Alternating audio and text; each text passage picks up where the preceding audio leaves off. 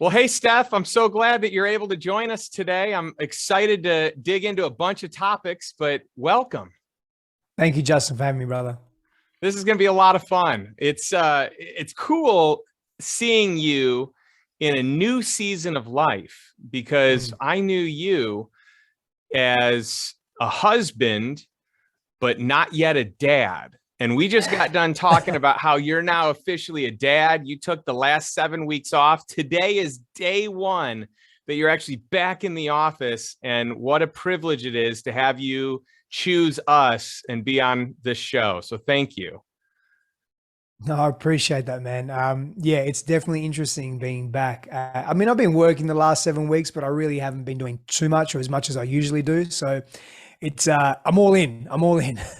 That's awesome. I love it.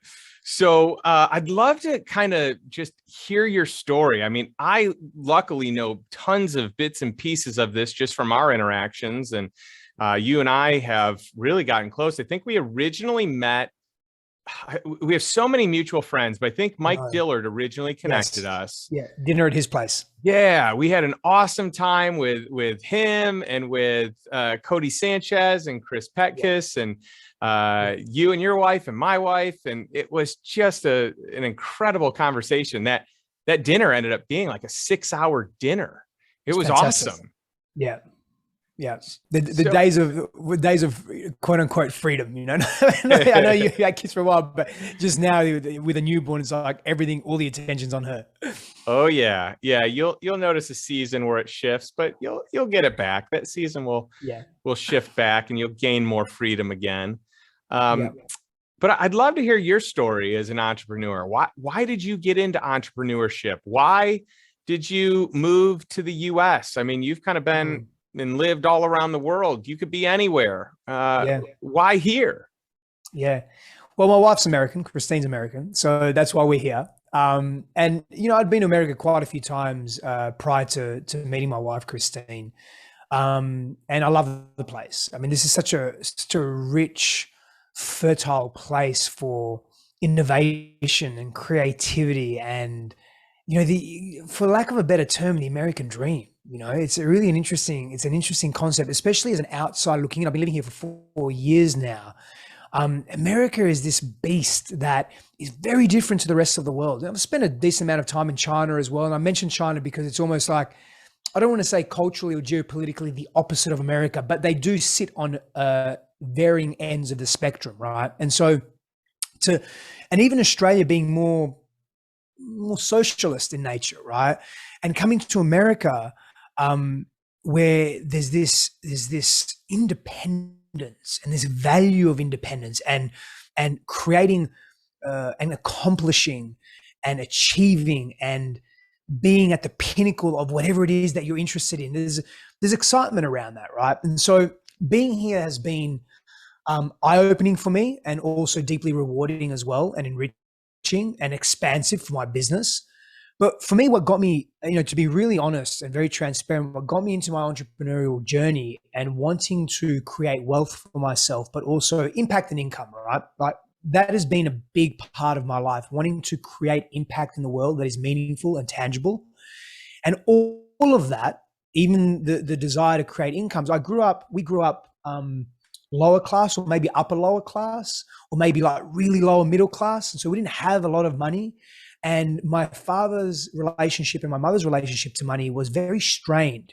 We were living week to week. My father was a gambling addict, and we struggled in that sense. An electricity bill would come, and I would just remember my father screaming that my mum leaves the lights on. And I grew up in a very aberrant, violent, abusive household. There was the emotional and the physical abuse, and there was this relationship to money and material wealth that was very strained and very awkward. And growing up, I just wanted to, I would watch National Geographic with my grandparents. This was quite nostalgic for me. And I would see all of these cultures around the world. Really evoked the sense of I want to travel the world.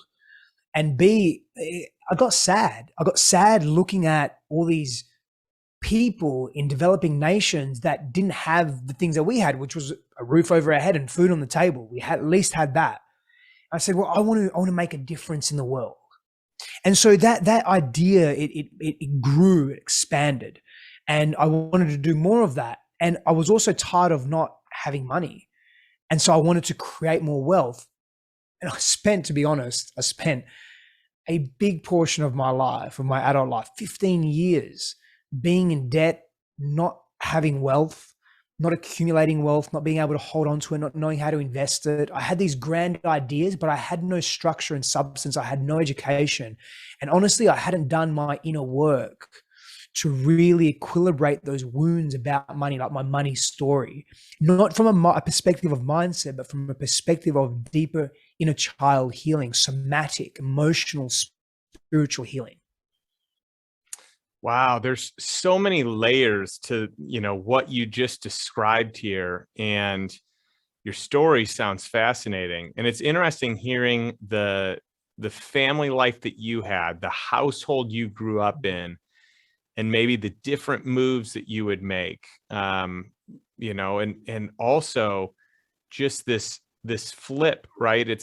There's so much that we learn from our parents where it's like, oh man, I was trying to avoid this. How did I fall in line? Whereas there's other ones that are polar opposites where it's like, I am never going to be this way or think this way or do these things. So I hear kind of the foundation of a scarcity mindset at home.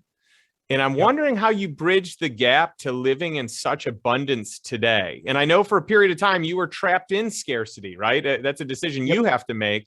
So how did you bridge that gap, Steph? Yeah, I had to go to the depths of my pain. Like that's the truth of it, right? I had to really touch that pain in ways that I hadn't before to be able to, because see, a scarcity mindset or a poverty mindset or a relationship to money, to wealth, to abundance that is strained is ultimately tied to non-deservedness, low self-worth, low self-esteem. And so we have to go, shame is a beast as well. So we have to go to what really is the foundations of that mindset, of that belief system. It's one thing to work with beliefs and work with mindset, and it's important. Don't get me wrong, it is important. It is an access point to deeper layers of self.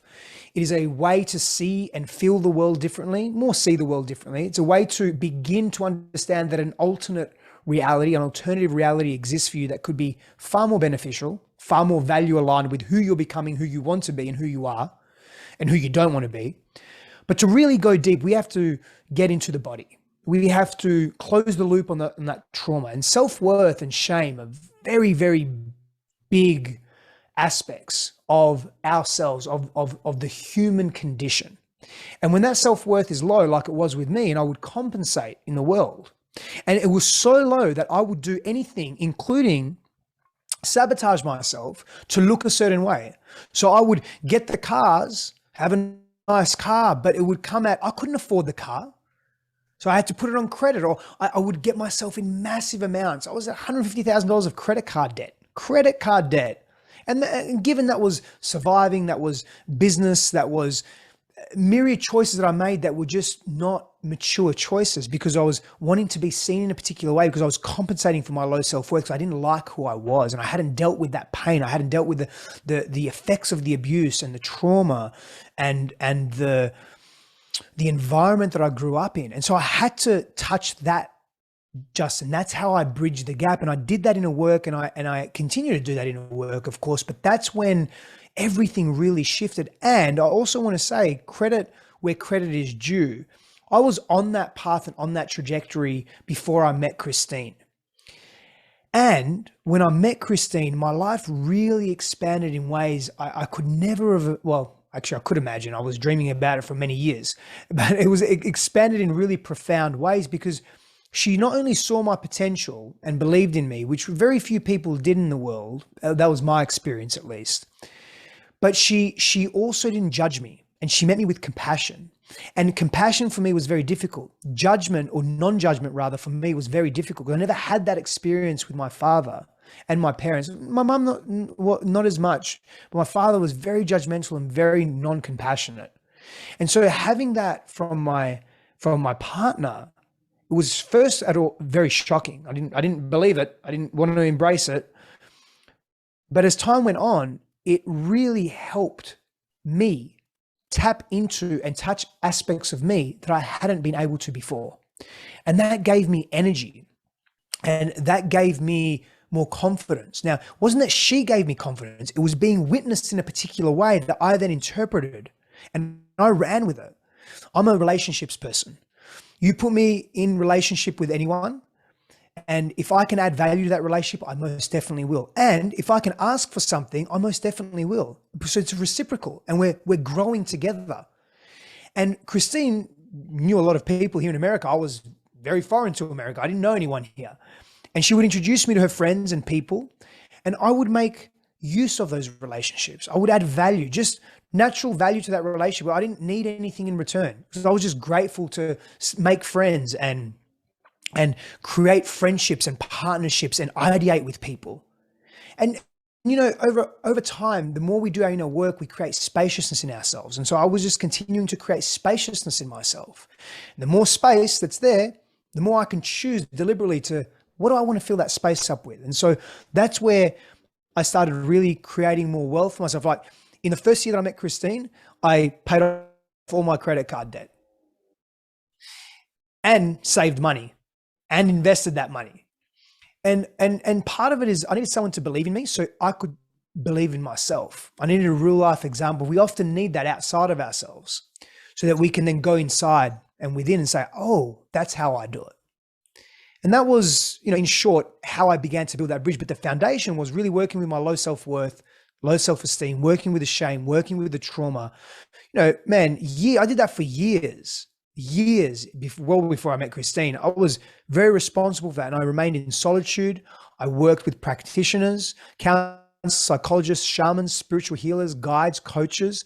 I invested in myself. Even when I had to borrow money, I would borrow money from my mum. I would borrow money from people. I paid everyone back, of course.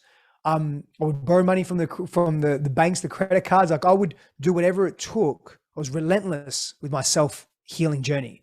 And that was really what bridged that gap. So do you believe that there's a correlation then between the mindset shift that you had and kind of like looking at the world from an abundant lens and the wealth that you've been able to create over, I mean, the last 5 years? I feel like you've had a massive shift. And I'd love to know that correlation because for me personally, I believe it's more mental than anything. I believe wealth, and when I talk about wealth, it's all facets of. So it's time, it's financial resources, it's health, both mental, spiritual, and I'd say even emotional. And it's even like being on purpose or you know, living in and being in tune with the passions that you have in life. And so like all that to me is like a component of wealth. They're all sub chapters of it. But I believe personally that most people limit their potential because they are stuck in an old belief system or they've adopted someone else's belief system, probably their parents or whoever they were closest to growing up. And that everyone's kind of like one mental shift, one mindset shift away from abundance and incredible wealth, as opposed to where most people live, which is scarcity. There's not enough. We're going to run out. There's only so much. And I'm curious to get your thoughts on that. Yeah. So the more inner work that I've done, the more abundance I've created in my life and every facet of that. My take on what you've just shared is yes, and because we've got to go to what underpins the belief system or the mindset. Because we can shift our mindset. Like we can put lipstick on a pig, but the pig is still a pig, right? And so we can convince ourselves that, and I was just working with a client this morning where she made a decision 5 years ago to never be in a poverty mindset. And she's committed to that, yet she's still in poverty. And so the reason in her case is because she hasn't dealt with the underlying issues that prop up that belief system. And the underlying issues are, what are the belief systems under the belief systems under the belief systems? And what is the emotional charge that's connected to that? What's the payoff? What's the payoff for holding a scarcity mindset? Is it inclusion into the family or the generational system? Because if you break away from your family that was poor, I'm giving you an example, and you become wealthy, will you then be excluded from your family? Will you be outed? That carries a massive emotional charge. That is the feeling of annihilation. Now, if we go back to evolutionary times, when you disagree or you're disagreeable with your tribe, you would be kicked out of the tribe more than likely. Being alone in an environment that was very hostile and volatile means certain death. And so that sense of survival is in us. And so we want to be agreeable to the tribe that we align with, whether that's family, peer groups, friends, business associates, etc.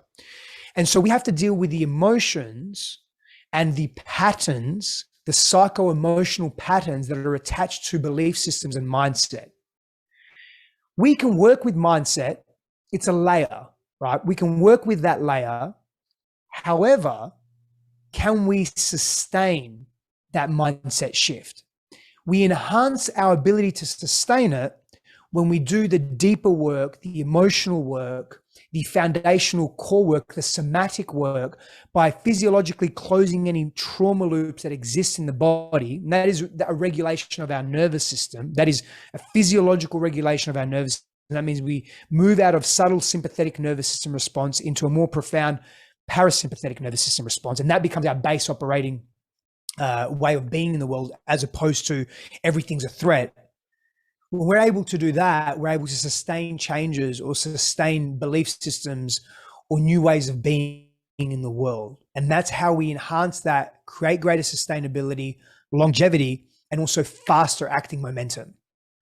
Yeah, you think about the stress that would put on your body to feel like there's always a threat around. And I feel like with a lot of our veterans that come back, that's the world they live in, because they were trained for this, to always look, to always be assessing any levels of threat that could happen at any point in time. And so much of this inner work that you've discussed, I see done with people that have these traumas from war and battle, and just living in a place where you're emotionally drained because you're on sensory overload, you're heightened security nonstop. And so what are those layers of the deeper healing work that you've done personally? You've got to solve for yourself first, and then you can help solve for others.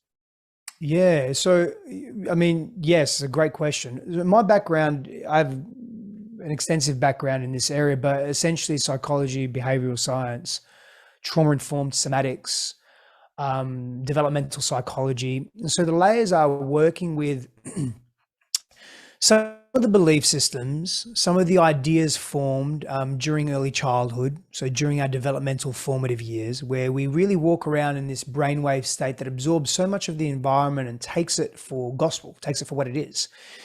And then from there, we interpret that and form ideas about ourselves and about the world, how we give and receive love, our value, our worthiness. We base a lot of that on how we're treated by our parents, our primary caregivers. So a lot of work around that, and giving those parts of us that maybe didn't have a voice or didn't have an appropriate expression or for a particular experience, such as being yelled at or being hit or being sexually abused, is something a little more extreme, or being bullied at school, or being teased, or not feeling good enough for their parents because their grades weren't there. And that develops this overachieving sense of self and perfectionist sense of self that over time compounds and becomes the norm for one's life. And so it's all about competition. It's all about perfection. It's all about being better. It's all about excessive doing, never satisfied, always achieving, defining our worth and our value by the more money and zeros we have in our bank account, the more status on our titles, and the more businesses we have and properties we own, and et cetera, then we'll be happy. But we're never really happy.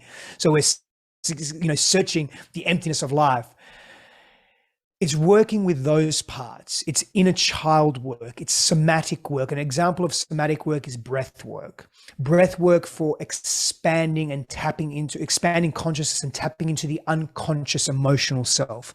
Particular breath techniques will activate parts of the hippocampus where unconscious memory is stored, and we can then not bring those memories back into explicit, overt memory, but rather the emotions that were trapped or charged or held in those experiences, bring them to the surface to be moved and released so we can close trauma loops. These are obviously processes, right? These are, and it doesn't just happen once. Sometimes it can, but it generally happens over expanded periods of time. There are so many men and women that I've worked with that are very successful. You know, they're decamillionaires, centimillionaires, successful. Some are somewhat successful in their interpersonal relationships, in their intimate relationships. Most are not, from my experience. But, you know, accessing these parts of us that have been repressed and or suppressed only then not only enhances their wealth and their capacity to earn more, right? That's one thing. That's a bonus. That's great. But here's the best part, that they become more content. They become more content with what they have and who they are. And they don't need to keep chasing the elusive what's next or the more monster. I need more to feel better about myself. We get to shift that when we do that inner work. So that's powerful. Being content with where you are, not needing more to prove your worth, to just know that you're loved, just who you are as you are, and that you're enough just the way you are. And I think those are two things Tony Robbins talks about, those being your two primary questions, or the two things that most people need to solve for or think about constantly that shape everything about them. And so I love hearing you go through this, and I love knowing that you've done this in your own life. I also have seen you in work. I've seen the relationship you and Christine have, and it's amazing. There are very few couples that I have seen that love each other the way you do, communicate the way you do, hold each other in the highest regard the way you do. And I know a lot of the work that you've done over the years has been kind of, you know, coaching and consulting, you know, with your conscious mentorship brand with like CEOs and entrepreneurs. But I also know you've done a lot of really cool work with couples from a relationship standpoint. And I'd love to hear about kind of each of the programs and the genesis of one that kind of led to and created the other. Yeah, so for me, Justin, you know, relationships have been very beautiful for me. Interpersonal, romantic, intimate, sexual relationships and those partnerships, but they've been a crux. They've been very challenging for me in the sense that I hid and I ran away from my pain and unresolved trauma through sex, love compulsion, sex addiction. As a result of that, there was infidelity in my relationship, cheating, dishonesty. I wore masks. I had a disregard for their emotional needs. I wasn't present, and I was hiding. I needed more and more sex to feel better about myself and to validate myself. And not only was that painful, it was also a distraction. And it was a convenient distraction because it was such beautiful pleasure. You know, the novelty and variety of being with a different woman every night or every week, even when I was in intimate relationship, and not being honest with what my needs were. Because I didn't like who I was, and I hadn't dealt with my pain. I hadn't dealt with my unresolved trauma. That was the truth of it. And until I did all that, I wasn't able to bring my real self into relationship. And I found working with couples, and I do a lot of work with couples actually as well. Particularly I work with couples that run their own businesses or actually work in it's a family business, like it's their business, they work in it together.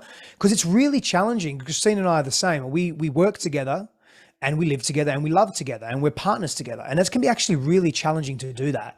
So I tend to work a lot with couples that, particularly in that space, helping them navigate the complexities of that, right?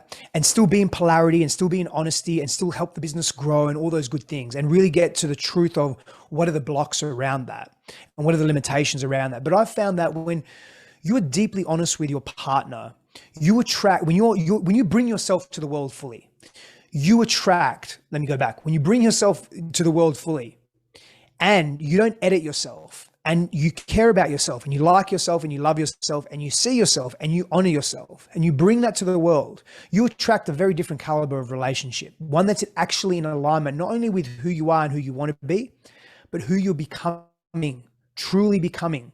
And then you help each other become. So for those of you that want to be in a relationship or are in an intimate relationship and choose to be there, I'm the type of guy that's like, I'm either in or I'm out. If I'm going to be in something, then let me be all the way in, right?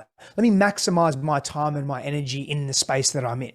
And so for me, I want to be able to get the best out of that. And it was honestly, many, many years, over a decade, well over a decade of hardship and pain and shame, man, like dealing with the shame of all the women that I hurt and I was dishonest with, and myself, all the parts of me that I neglected because I was unwilling and unable and didn't have the courage and the tools to really face my stuff. And so the work that I do with couples for me is very meaningful. And also just, being reformed in that way. The work I do with women is very meaningful as well, because I've worked very hard to just be honest and real and be authentic and be safe in my nervous system, learn to regulate my own nervous system so those around me, because I understand physiology so deeply and neuroscience of psychology, like social neuroscience, that if I can be safe in my body, I enhance the chances of those in my field also feeling that and tapping into their own sense of safety. And we do that together and we grow together. And that's one of the ways that I believe, and I'm almost certain, one of the ways that we've accelerated as a humanity is through social neuroscience, is through neuroception, is through learning through each other's nervous systems unconsciously. Yes, as the advent of fire and cooking our meat and all these other factors as well, I'm sure, and maybe psychedelics that played a role there a few thousand years ago, and how we've evolved in the advent of language and the prefrontal cortex development, all those things. But one of the ways I think we've been able to socialize so effectively is through the way we relate to each other. And that applies to every facet of life, particularly business, because business is relationships. It's all about relationships. Life is about relationships, to self, to ideas, to others, to sex, to food, to all the things, right? To all the things that we want, to the Lamborghini that we want, whatever it is. I don't personally want a Lamborghini. I just use that example, but to all the things. Yeah, that's powerful. And I just appreciate your realness, your pure, raw honesty of where you were, how you didn't show up as the person that you wanted to be, and the shifts that you've made, which I know were not easy, into the man that you are today, who is faithful, who puts his wife first, and in a good way, on a pedestal, like you revere her, and to be a dad. And it's just so cool to see who you've become through this process. You wrote a book recently called Tuned In and Turned On. And I'd love to hear you share some of your thoughts, because I've got to imagine a lot of what we've started discussing today can be found in this book, and a lot of levels deeper as well. Yeah, very, very well said, actually, Justin. Levels deeper, yes. And the book essentially is, so for a while now, probably a couple of years, every Sunday I will on social media and on my blog, I will post a short article, amusing, if you wish, philosophical poetry around sacred intimacy and sacred sexuality and connecting to each other, and masculine, feminine dynamics, and the power of relationships. And I'll accompany that with a usually quite a sensual or erotic image to really capture the audience, but B, really enhance and amplify the words that are being read, right? And I thought to myself, not long after, actually, I should turn this into a book. Oh, yeah, I will turn it into a book. So I did. So I turned it into a book. But then I went a few steps further and I said, you know what, this I've got to go deeper with this. It can't just be a book of musings and images. That's great and that's powerful, but that's more like a coffee table book. I've sort of already done that before. Yes, short wisdom, like the Vedic texts are all about short paragraphs and chapters and so forth, sometimes a few words, sometimes a sentence.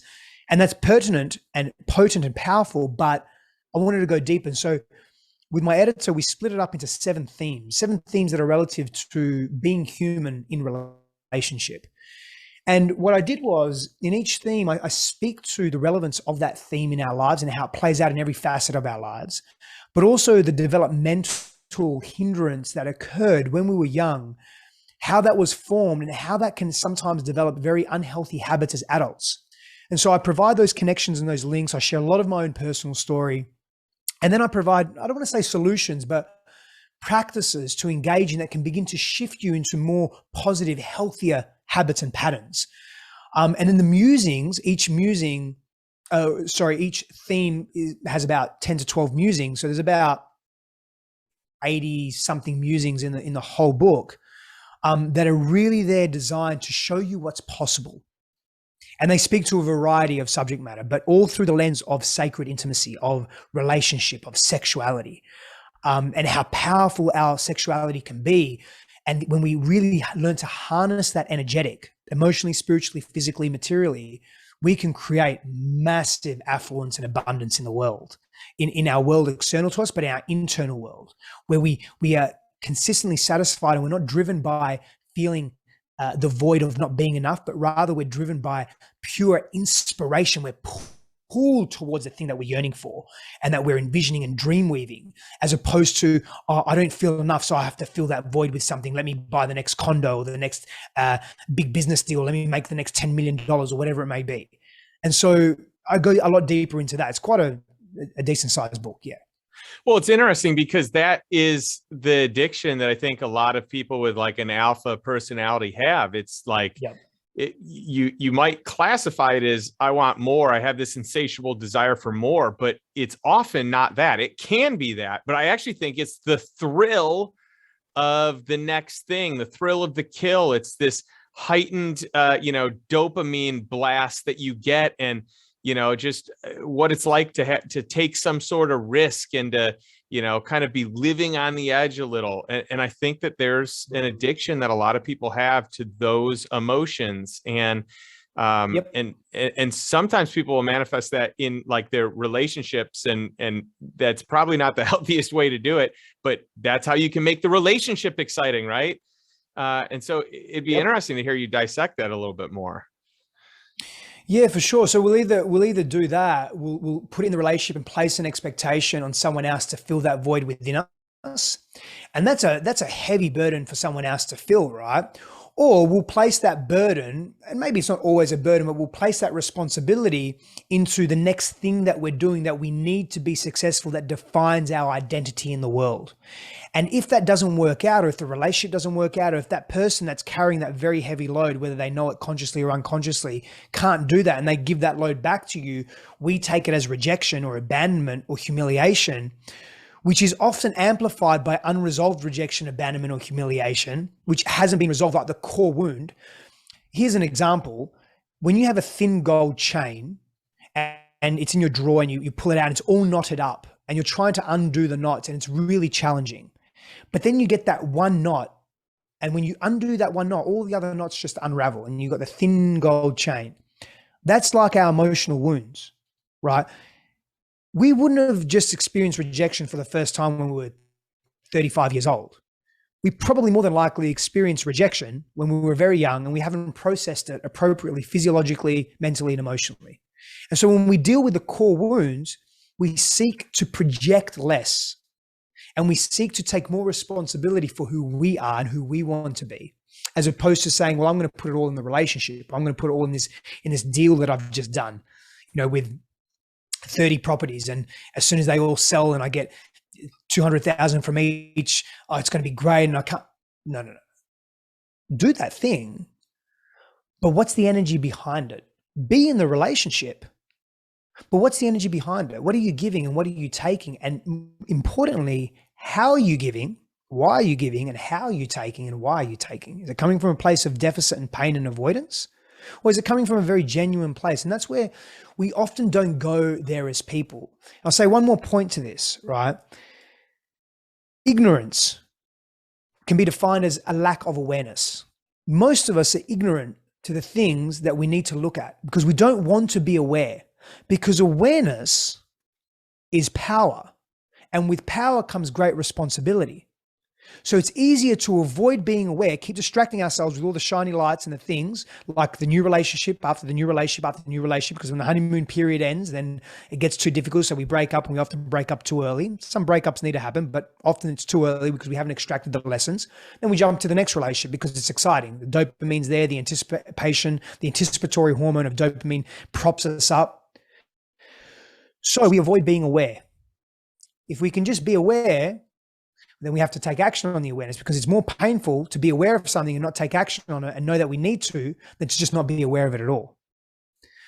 So we have to come to some level of acceptance of, what am I going to be aware of? What am I going to take massive ownership of? Yeah, that's powerful. I love the way that you describe it. I love how you dig into it. That's game-changing topics and depth right there. And I hope that those of you that are in a place where you recognize some similarities, you can get the healing that you need. So awesome stuff. Gosh, Steph, I love spending time with you. You are so interesting and so inspiring. Where can our audience learn more about you? Where can they get the book? Give us all the details of how we can connect with you. Yeah, thank you, my friend. Well, firstly, I've very much appreciated being here, and it's always great connecting and conversing with you as well. Social media at Stefanos Sifandos, my website, Stefanos Sifandos, and I have a special pre-order URL for my book, which I'll provide to you. I think I've already provided it to you, and you can include that to pre-order the book. That would be amazing.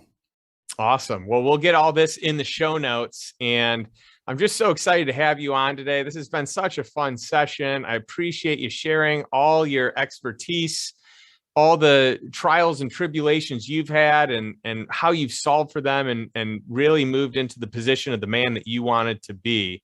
And I know Christine has done this in the same shape as the woman she wants to be, and collectively how you want to be in this world as a couple. So cool. And I want to wrap today up as I do with each episode, and that's with a question, what I think is one of the most powerful and important questions to wrap your head around and create some clarity with. And that's this: what's one step that you can take today to move towards financial freedom in a life by design, not a life by default, a life that's on your terms and by your playbook? Thanks, and we'll catch you next week.